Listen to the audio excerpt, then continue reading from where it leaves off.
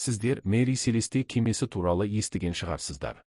Бұл кеменің тарихы әлемдегі ең жұмбақ оқиғалардың бірі болып саналады.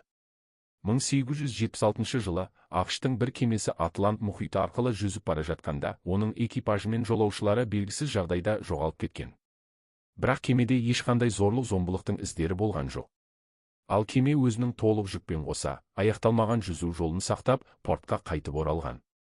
Тек кеменің ішінде ешкім жоқ еді. Оның палубасында көптеген тамақтар дайындалған, бірақ оларды ешкім жеген жоқ. Кемеде тірі адамдардың жоқтығы таң қалдыратын болса да, басқа заттардың бәрі өз орындарында болған. Бұл шын мәнінде не болды? Қашан, қайда және не себепті жоғалып кетті? Ал ең қызығы, ғалымдар мен зерттеушілер Мэри Селестенің жоғалуын әртүрлі себептермен түсіндіруге тырысқан.